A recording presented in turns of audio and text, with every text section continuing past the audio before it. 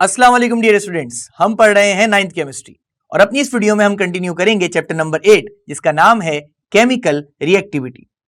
इस वीडियो में हम बेसिकली कवर अप करने वाले हैं सॉफ्ट मेटल्स और हार्ड मेटल्स के दरमियान डिफरेंसेस। इसी के साथ साथ हम कुछ नोबल मेटल्स की केमिस्ट्री भी पढ़ेंगे जैसे कि सिल्वर, गोल्ड एंड प्लेटिनम। और इस वीडियो के इख्तिताम में हम कुछ डिटेक्शन टेस्ट पढ़ेंगे कुछ कैटाइन से रिलेटेड। तो आइए बगैर किसी देर के इस वीडियो का आगाज करते हैं। देखिए स्टूडेंट्स, सबसे पहले हम बात करने वाले हैं सॉफ्ट मेटल्स और हार्ड मेटल्स के दरमियान डिफरेंसेस की। तो उसके लिए हमें मेटल्स या किसी भी मटेरियल की हार्डनेस का पता होना बहुत जरूरी है। यह बात ध्यान में रखिएगा कि हार्डनेस ऑफ मटेरियल्स, जैसा कि आपको स्क्रीन पे नजर आ रहा है, या मेटल्स मेजर किया जाता है मोह स्केल से। और ये मोह स्केल सबसे पहले डिवाइस किया था मिस्टर फ्रेडरिच मोह ने 1812 में। ये किस फिनोमिनन पे एक्ट करता है ये भी समझ लें। ये बेसिकली स्क्रैच रेजिस्टेंस पे काम करता है, यानी it is based on scratch resistance of different metals and other materials. यानी जो जितना हार्ड मटेरियल होगा वो उतना मुश्किल से स्क्रैच होगा और जो जितना सॉफ्ट मटेरियल होगा वो उतने आराम से स्क्रैच आउट हो जाएगा। तो यहां पे कुछ एग्जांपल्स हमारे सामने लिखी हैं। Hardness of plastic, lead pencil is 1 according to Mohs scale, and that of diamond, which is the hardest material known by human beings, is 10. तो सबसे ज्यादा हार्डेस्ट मटेरियल हमारे पास मोह स्केल के अकॉर्डिंगली डायमंड है। कुछ वैल्यूज देख सकते हैं आप। लिथियम 0.8 वैल्यू रखता है मोह स्केल पे हार्डनेस की, सोडियम 0.5, पोटेशियम 0.4, रुबिडियम 0.3 और सीजियम 0.2। इसका मतलब टॉप टू बॉटम ये हार्डनेस जो है हमारे पास मेटल्स की ये डिक्रीज हो रही है। लिथियम, सोडियम, पोटेशियम, रुबिडियम और सीजियम जो कि ग्रुप 1A के अल्कली मेटल्स हैं।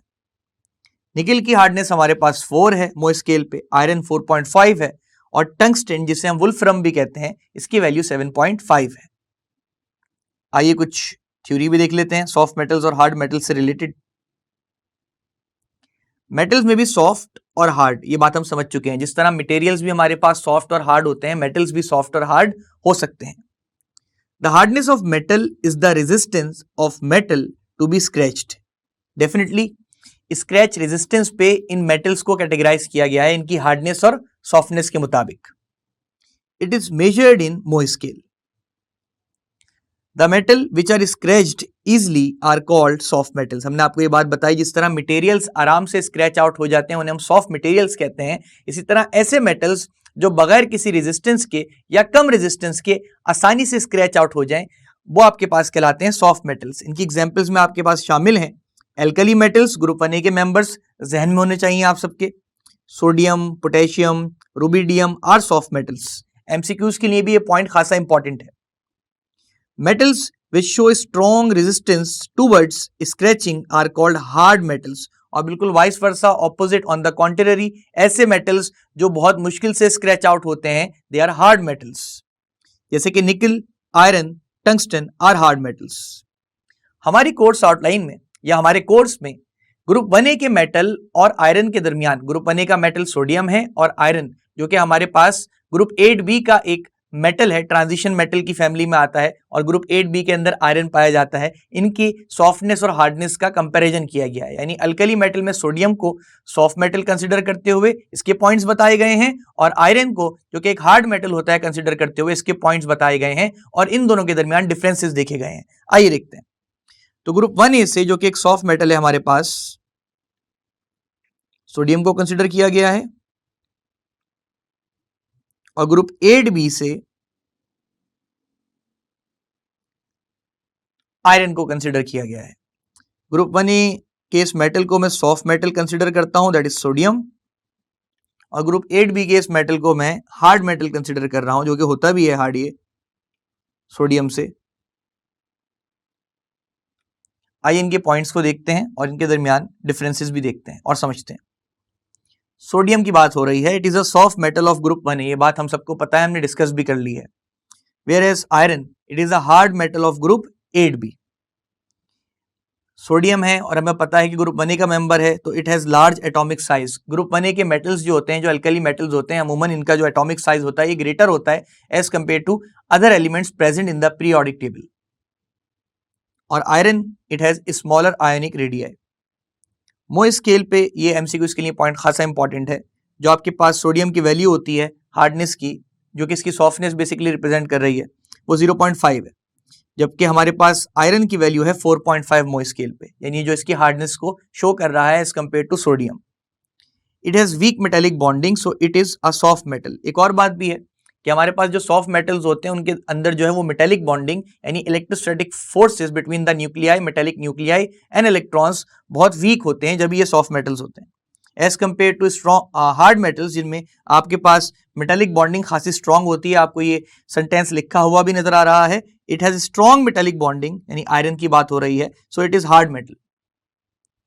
जो सॉफ्ट मेटल है उसे आराम से कट डाउन किया जा सकता है, तो it can be cut easily with knife which is sodium. जबकि हमारे पास जो हार्ड मेटल्स होते हैं इन्हें हैमरिंग की जाती है और ये मेलेबल नेचर होते हैं, इनकी शीट्स बनाई जाती हैं, तो देख सकते हैं आप, और ये डक्टाइल भी होते हैं, इनके वायर्स भी बनाए जाते हैं। यहाँ आयरन की बात हो रही है तो हम कह रहे हैं it is hammered to form sheets, जो कि इसकी मेलेबिलिटी शो कर रहे हैं, एंड वायर जो कि इसकी डक्टिलिटी शो हो रही है। फिर जो सॉफ्ट मेटल है उसकी डेंसिटी भी कम होगी, तो it is light due to its low density which is 0.971 gram upon centimetre cube, that is of sodium. और अगर हम आयरन की बात करें तो it is heavier metal due to its density, और इसकी डेंसिटी की वैल्यू है 7.87 ग्राम अपॉन सेंटीमीटर क्यूब। और फिर इनके मेल्टिंग पॉइंट और बॉइलिंग पॉइंट का कंपैरिजन है। जो सॉफ्ट मेटल्स हैं उनके मेल्टिंग बॉइलिंग पॉइंट की values as compare to hard metals कम ही होती हैं। आइए देखते हैं। सोडियम की बात हो रही है, it has low melting and boiling point, जो कि वैल्यूज लिखी हैं स्पेसिफिकली सोडियम की। सोडियम का मेल्टिंग पॉइंट है 98 डिग्री सेल्सियस और बॉइलिंग पॉइंट है 890 डिग्री सेल्सियस। जबकि आयरन जो कि एक हार्ड मेटल है, सोडियम के कंपैरिजन में ज्यादा हाई वैल्यूज रखता है मेल्टिंग और बॉइलिंग पॉइंट्स की। जैसे कि it has high melting and boiling point, values specifically given है खासतौर पर आयरन के लिए। मेल्टिंग पॉइंट है 1535 डिग्री सेल्सियस और बॉइलिंग पॉइंट है 2450 डिग्री सेल्सियस। तो स्टूडेंट्स ये तो थी comparison between soft metals and hard metals. अब हम बात करने वाले हैं स्पेसिफिकली कुछ मेटल्स की और उनसे रिलेटेड केमिस्ट्री की, जो कि लेस रिएक्टिव मेटल्स ही हैं हमारे पास, जिसमें सिल्वर, गोल्ड और प्लेटिनम जैसे मेटल्स शामिल हैं। तो आइए कुछ पॉइंट्स भी नोट डाउन कर लेते हैं और समझ लेते हैं कि यहाँ क्या लिखा है हमारे पास कोर्स आउटलाइन में। नोबल मेटल्स जो कि लेस रिएक्टिव मेटल्स हैं, are less electropositive, so they are difficult to oxidise. ये बड़ी काम की बात है।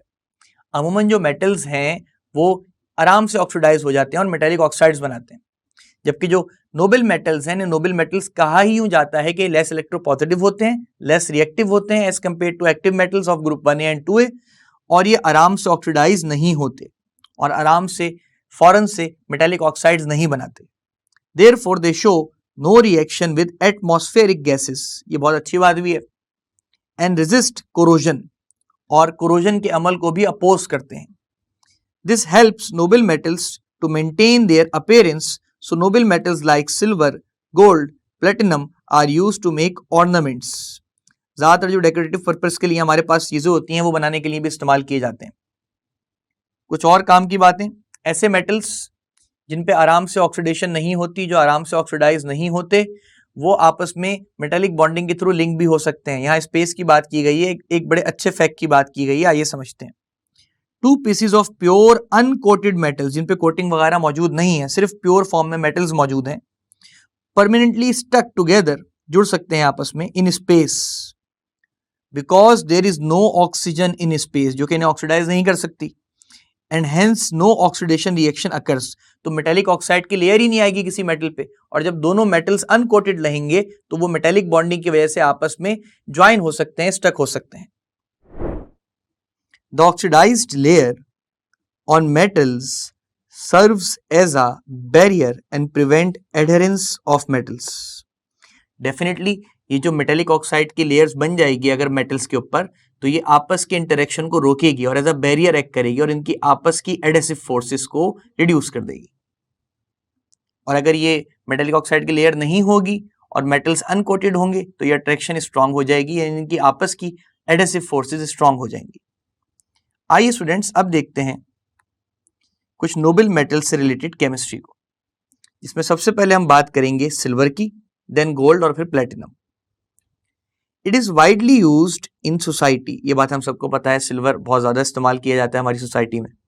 It is used in jewellery, decorative items and silver tableware because it does not tarnish, इस पर आराम से कोरोजन नहीं होती, and maintain its silvery shiny appearance. और डेफिनेटली जो टेबलवेयर आपके पास या सिल्वर की कोई भी मटेरियल हमारे पास अगर मौजूद है तो उसकी जो शाइनी अपीयरेंस है वो इसमें चार चांद लगा देता है। It is used to make mirror because it is the best reflector of visible light. तो अक्सर जो है ये आप कह सकते हैं गिलास से मिरर बनाने में भी इस्तेमाल होता है। एक कोटिंग कर दी जाती है सिल्वर की, क्यों? क्योंकि एक बेहतरीन रिफ्लेक्टर है लाइट का। Silver forms compounds of significant importance, definitely बहुत इंपॉर्टेंट कंपाउंड्स बनते हैं सिल्वर के, जैसे कि सिल्वर नाइट्रेट जिसे हम लूनर कॉस्टिक भी कहते हैं, AgNO3 इसका फॉर्मूला है, आप सबको नजर आ रहा है। Is used in detection of halogens, अक्सर ये आपके पास क्लोराइड आइन, ब्रोमाइड आइन और आयोडाइड आइन की डिटेक्शन में इस्तेमाल किया जाता है, जो कि हम पढ़ेंगे भी आगे इस कंटेंट में। Light sensitive materials like silver bromide and silver iodide are used in photographic films. अक्सर फोटोग्राफिक फिल्म्स जो हैं वो फोटो सेंसिटिव या लाइट सेंसिटिव मटेरियल्स के बनाए जाते हैं, जिसमें सिल्वर ब्रोमाइड और सिल्वर आयोडाइड शामिल है। तो स्टूडेंट्स ये तो चीज सिल्वर से रिलेटेड थोड़ी केमिस्ट्री। अब बात करते हैं गोल्ड की। गोल्ड भी जिसका पुराना नाम ऑरम है और इसे AU से रिप्रेजेंट किया जाता है। अच्छा, यही बात मैं सिल्वर के लिए भी कर लेता हूं। सिल्वर का जो ओल्ड नेम है स्टूडेंट्स हमारे पास वो है आर्जेंटम, जब इसका सिंबल हमारे पास है AG। और गोल्ड का ओल्ड नेम है हमारे पास ऑरम, जब इसका सिंबल हमारे पास है AU। तो आइए अब गोल्ड की केमिस्ट्री को जरा तफसील से समझते हैं। Gold has importance in our society, same बात। It is used in jewellery, बिल्कुल सही बात है ये, because it has very high lustre, yellow colour and tarnish resistance. Definitely इसकी लस्टर बहुत यानी शाइनी सरफेस होती है, येलो कलर की अपीयरेंस होती है, और ये भी आप कह सकते हैं कोरोजन को रेजिस्ट करता है, यानी मेटालिक ऑक्साइड लेयर फॉर्म नहीं होने देता। Gold is used in electronic components because it is highly efficient conductor of current and can not corrode. बहुत अच्छी कंडक्शन करता है गोल्ड और इस पे कोरोजन भी नहीं होती। Gold is used in connecting wires, ये वही इलेक्ट्रॉनिक कंपोनेंट्स की बात हो रही है। Connection strips, switches, relay contacts to make electronic devices highly reliable. Definitely आपके पास एक अच्छी कंडक्शन हो रही होगी और ये भी एक हार्ड मेटल है आपके पास, तो यहाँ पे जो आपके पास जितने भी मटेरियल्स हैं, जितने भी कंपोनेंट्स हैं जो इलेक्ट्रॉनिक डिवाइसेस में यूज हो रहे हैं, ये लॉन्ग लास्टिंग हो गए, इनकी लाइफ बढ़ जाएगी। इसी वजह से ये हाईली रिलायबल है, ज्यादा भरोसा किया जा सकता है गोल्ड के कंपोनेंट्स पे, पर एक्सपेंसिव भी है। Therefore gold is used in cell phones, global positioning systems and calculators etcetera. इसका मतलब डेंटिस्ट अगर कोई भी गोल्ड वाला कंपोनेंट यूज करते हैं अपनी डेंटिस्ट्री में, तो गोल्ड के फवाइद ये हैं कि वो इनर्ट है रिएक्टिविटी के एतबार से, और आपके पास वो इजी टू यूज है किसी भी डेंटिस्ट के लिए, क्योंकि नॉन एलर्जिक होता है। जो पेशेंट है जिसके दांत में दर्द है उसके लिए भी और डेंटिस्ट के इस्तेमाल के लिए भी। गोल्ड कोटेड मटेरियल्स जैसे कि पॉलिएस्टर फिल्म्स, ये बहुत काम की बात होने वाली है। जितने भी आपके पास स्पेस क्राफ्ट होते हैं या जितने भी आपके पास रॉकेट्स वगैरह होते हैं, इनकी एक लेयर होती है, इनकी जो मैन्युफैक्चरिंग होती है उसमें gold coated polyester films use की जाती हैं। क्यों? क्योंकि ये आप कह सकते हैं हाई फ्रीक्वेंसी या वेवलेंथ वाली रेडिएशंस को अपोज करते हैं और क्राफ्टमैन्स को और स्पेस क्राफ्ट को कॉस्मिक रेडिएशन से महफूज रखते हैं। आइए देखते हैं। Gold coated polyester films are used in space vehicles to reflect infrared radiations and stabilise the temperature of space vehicle. एक और बहुत काम की बात, the helmet of astronaut is coated with thin film of gold. Same काम यहां पे भी हो रहा है, which reflect intense solar radiations and protect eyes skin of astronauts. तो आपके पास जो एस्ट्रोनॉट्स के हेलमेट्स होते हैं, जो इनका सूट वगैरह होता है, उसके ऊपर भी गोल्ड की कोटिंग कर दी जाती है, लेयर लगा दी जाती है। उसकी वजह क्या होती है? उससे फायदा ये होता है कि आपके पास जितनी भी कॉस्मिक सोलर रेडिएशंस हैं, उससे जो आपके एस्ट्रोनॉट्स हैं उनकी आइज को, उनकी स्किन को, उनकी बॉडी को महफूज रखा जा सकता है। इसी तरह स्काई स्क्रैपर्स जो हमारे पास होती हैं, बड़ी बड़ी बिल्डिंग्स, इनके ग्लास मटेरियल को यानी ग्लास सरफेस को कोट कर दिया जाता है गोल्ड के साथ। क्या होता है, glass surface coated with gold will reflect solar radiations outward and keep the building cool in summer. अंदर के टेम्परेचर को भी ठंडा रखते हैं बिल्डिंग के। It also reflects internal heat inward and keeps the building warm in winter. तो गर्मियों में आपकी जो बिल्डिंग है जो शीशे से बनी है, अगर उसके ऊपर गोल्ड की कोटिंग कर दी जाती है तो आप कह सकते हैं कि सोलर रेडिएशन से इस बिल्डिंग को भी महफूज रखा जाता है। इसके फवाइद टेम्परेचर पे भी होते हैं। गर्मियों में जो अंदर का टेम्परेचर है वो ठंडा रहता है, और साथ साथ अगर सर्दियां हैं आपके पास यानी विंटर सीजन चल रहा है तो उसमें जो अंदर की गर्मी है बिल्डिंग की वो आपको वार्मर रखेगी बिल्डिंग के अंदर। Gold symbolizes purity, beauty and stability, so it is used in making medals, trophies and awards etcetera. तो डेफिनेटली इनकी ट्रॉफीज बनाई जाती हैं रिवॉर्ड के तौर पे, और इनके अवार्ड्स वगैरह भी बनाए जाते हैं और मेडल्स वगैरह भी बनाए जाते हैं। अब आ जाइए प्लेटिनम पे। Platinum is silvery white corrosion resistant metal. Definitely ये सिल्वरी व्हाइट कलर का होता है और ये भी कोरोजन रेजिस्टेंट है। It is paramagnetic transition metal. हर वो मेटल जो एक्सटर्नल मैग्नेटिक फील्ड को तो रिस्पॉन्स करे पर खुद मैग्नेट ना बन सके उसे पैरामैग्नेटिक इन नेचर कहते हैं। तो प्लेटिनम एक पैरामैग्नेटिक ट्रांजिशन मेटल है। It is used in chemical reactions as catalyst.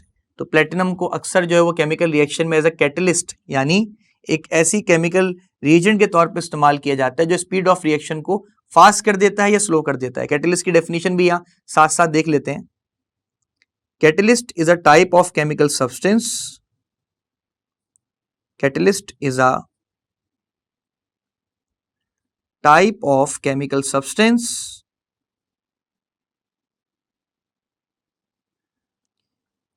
which variates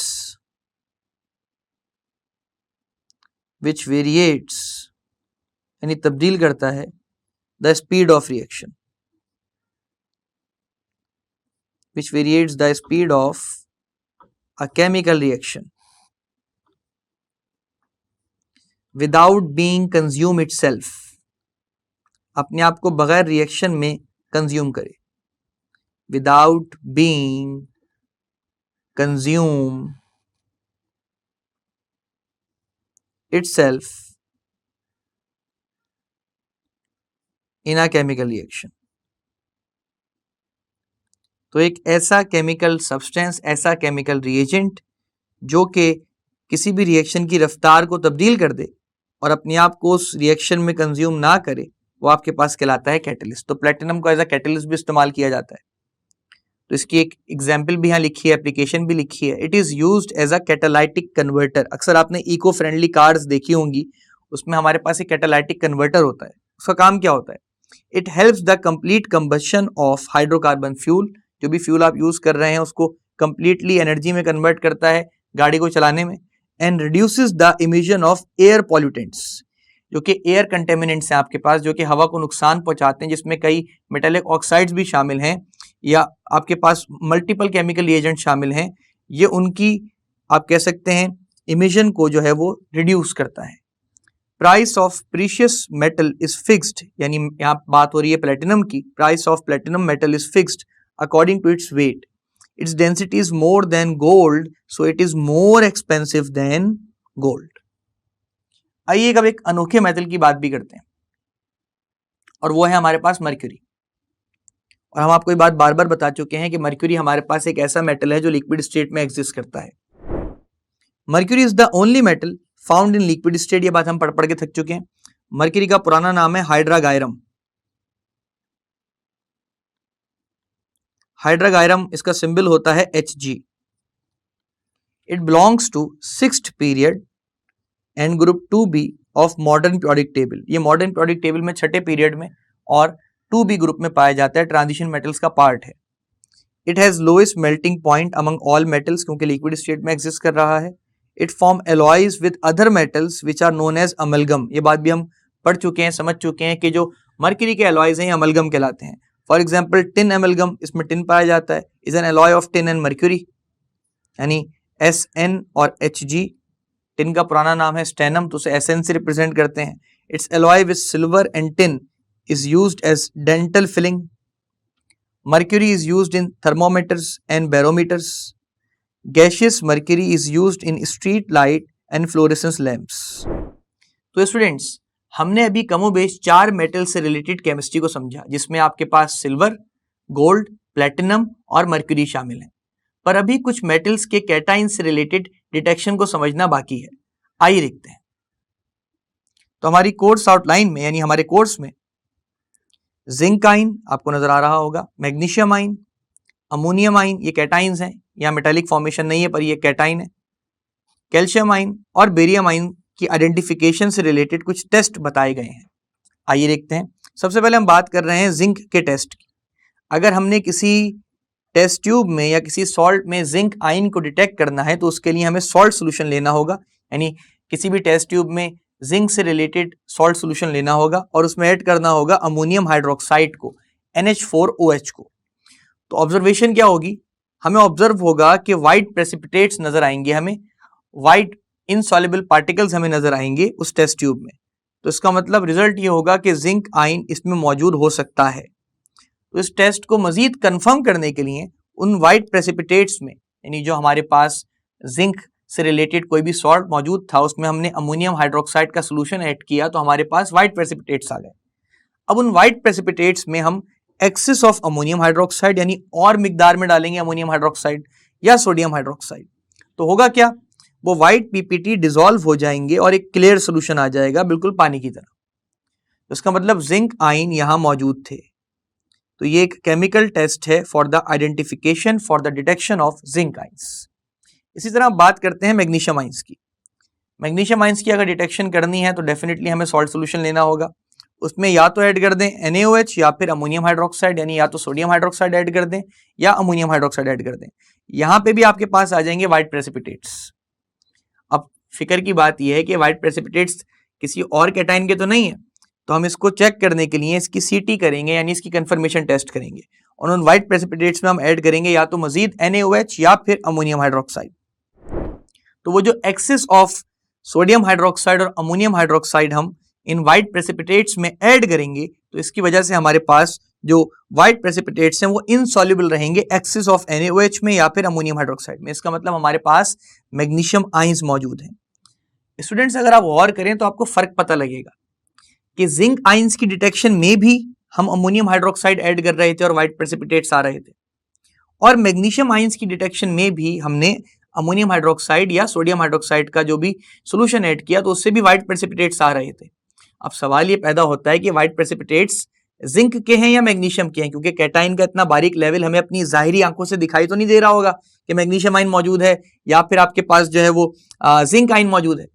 तो इनमें फर्क वाजे करने के लिए हम इनमें करते हैं कंफर्मेटरी टेस्ट, यानी कंफर्मेशन के लिए हम दोनों व्हाइट प्रेसिपिटेट्स में आपके पास ऐड कर देंगे अमोनियम हाइड्रोक्साइड और NaOH। तो जहां पर आपके पास अमोनियम हाइड्रोक्साइड की एक्सिस एडिशन से व्हाइट प्रेसिपिटेट्स गायब हो जाएंगे, नजरों से गायब हो जाएंगे, एक ट्रांसपेरेंट सोल्यूशन आ जाएगा, तो आप कहेंगे वहां जिंक आइन मौजूद है। और जहां गायब नहीं होंगे, जहां व्हाइट प्रेसिपिटेट्स बरकरार रहेंगे एक्सिस ऑफ सोडियम हाइड्रोक्साइड या अमोनियम हाइड्रोक्साइड के एडिशन के बावजूद, तो आप कहेंगे यहां मैग्नीशियम आइन मौजूद है। तो एक तरीके से हमने डिस्टिंग्विश टेस्ट भी पढ़ा बिटवीन जिंक एंड मैग्नीशियम। अब हम बात करते हैं अमोनियम आइन की। हमारे पास कोई भी अमोनियम सॉल्ट से रिलेटेड जो सोल्यूशन मौजूद है उसमें जब हम सोडियम हाइड्रोक्साइड ऐड करेंगे उसका सोल्यूशन और वार्म करेंगे, थोड़ा सा हीट करेंगे टेस्ट ट्यूब को, तो हमारे पास अमोनिया गैस की स्मेल आएगी। पंजेंट स्मेल होती है, ये चोकिंग स्मेल होती है। तो आप समझ जाएंगे यहां अमोनियम आइन मौजूद है। एक और तरीका है चेक करने का, वो जो टेस्ट ट्यूब हमारे पास मौजूद है जिसमें हमने NaOH ऐड किया अपने अमोनियम आइन के सोल्यूशन में, जब हम उसे हीट करेंगे तो वो जो फ्यूम्स गैस के निकल रहे होंगे, अगर वहां हम कोई रेड लिटमस पेपर लेकर आ जाएं तो वो red litmus paper Aahista Aahista blue colour में कन्वर्ट हो जाएगा, जो कि अमोनिया गैस का बेसिक नेचर है।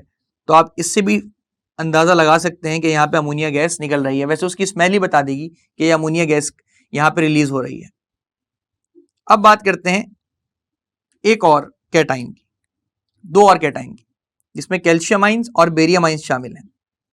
यहाँ पे बेसिकली हम फ्लेम टेस्ट करेंगे, जिसमें हम लोग निक्रोम वायर को फ्लेम में हीट करेंगे जब तक कि वो कोई कलरफुल फ्लेम जो है वो ना निकाल दे। आइए अब हम बात करते हैं दो और कैटाइंस की, जिसमें कैल्शियम आइंस और बेरियम आइंस शामिल हैं। इनका टेस्ट करने के लिए जो हम फ्लेम टेस्ट करते हैं उसके लिए हमें निक्रोम वायर लेना होगा। लिखा हुआ है heat nichrome wire until flame is no longer coloured, यानी हमें उस निक्रोम वायर को इतना हीट करना होगा कि वो अपना जो भी कलर शो कर रहा होगा एक मकाम ऐसा आएगा कि वो कलर शो करना बंद कर देगा। इतना हीट करना है निक्रोम वायर को। फिर dip the loop of wire, इसको डिप करना है वाटर के अंदर, and then in unknown salt. पहले वाटर के अंदर डिप किया, फिर जो आपका अननोन सॉल्ट है जिसमें कैल्शियम या बेरियम मौजूद हो सकता है उसमें डिप किया। Then heat the wire on flame. अब दोबारा इस वायर को आप फ्लेम के ऊपर लेके जाएंगे तो आपके पास दो तरह के कलर्स हर बार आ सकते हैं अलग अलग तरीके से। यहां पर कैल्शियम और बेरियम के लिए अगर एप्पल ग्रीन कलर फ्लेम आया आपके पास तो आप कहेंगे यहां बेरियम आइन मौजूद है, और अगर आपके पास ब्रिक रेड कलर आया तो आप कहेंगे यहां कैल्शियम आइन मौजूद है। तो इसे मैं यहां रिप्रेजेंट भी कर देता हूं। लेट सपोज मेरे पास ये निक्रोम वायर है, इसे मैंने इस हद तक हीट करना है कि इसमें से कोई कलर शो ना हो। फिर इस निक्रोम वायर को वाटर में डिप करना है, जो भी आपका रिस्पेक्टिव सॉल्ट है इसमें डिप करना है, और फिर दोबारा से फ्लेम पे ले जाना है। तो जो भी सॉल्ट आपके पास मौजूद होगा उससे दो कलर्स आपके पास आ सकते हैं। या तो आपके पास एप्पल ग्रीन कलर आएगा फ्लेम में तो आप कहेंगे बेरियम मौजूद है, या फिर आपके पास ब्रिक रेड कलर आएगा। इसको हम और डार्कर कर लेते हैं,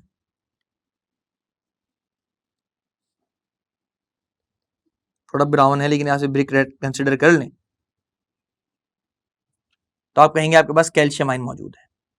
तो स्टूडेंट्स, ये तो थी हमारी इस वीडियो में कुछ नोबल मेटल्स को समझने से रिलेटेड केमिस्ट्री और साथ साथ कैटाइंस को आइडेंटिफाई करने वाली केमिस्ट्री। पर अभी नॉन मेटल से रिलेटेड केमिस्ट्री बाकी है और चैप्टर नंबर 8 भी बाकी है। तो मैं मिलता हूं आपसे अपकमिंग वीडियोस में। Until then keep understanding and exploring chemistry.